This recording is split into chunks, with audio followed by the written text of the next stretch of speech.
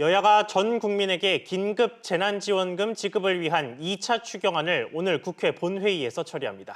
그렇다면 다음 달 중으로 지급될 예정일 재난지원금을 어떻게 신청하고 어떤 방법으로 언제 수령할지 궁금한 분들 있으실 텐데요. 박연신 기자와 이야기 나눠보겠습니다.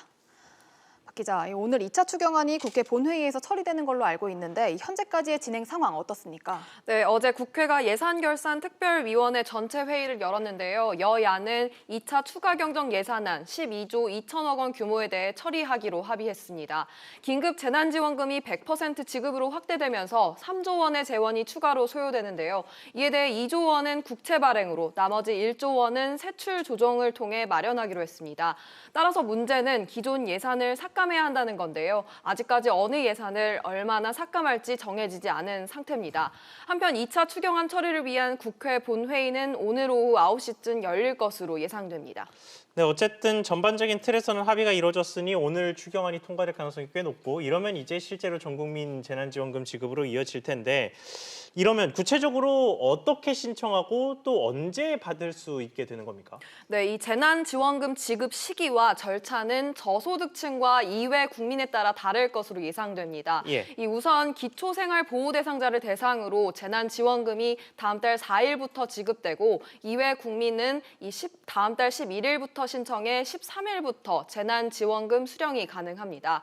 이 문제는 신청 방법인데요. 아직 정부가 공식적으로 발표하지는 않았지만 알려진 바로는 저소득층 270만 가구는 따로 신청을 하지 않아도 받을 수 있고 나머지 1,900만 가구는 온라인 등 비대면으로 신청이 가능할 것으로 보입니다.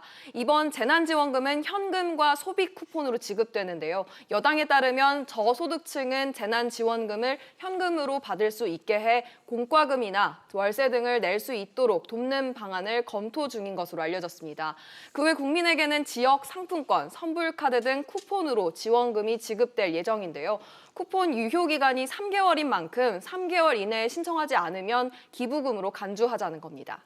네, 그렇다면 이 고소득자의 기부에 대해서는 어떤 내용이 논의됐나요? 네, 이 당정청이 기부 활성화 방안을 검토 중인 것으로 전해졌는데요. 공직사회가 기부에 동참하고 대기업과 고소득자는 물론 국민적 기부 분위기가 잡히면 수조 원 확보가 가능하다는 분석이 나오고 있습니다. 한편 1호 기부자로 문재인 대통령이 나서서 이 재난지원금에 플러스 알파를 기부하는 방안도 거론됐는데요. 이번 기부를 제2의 근무호기성 캠페인으로 만들어보자는 겁니다.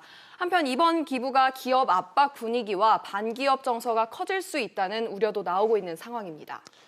네, 알겠습니다. 박 기자 이야기 잘 들었습니다.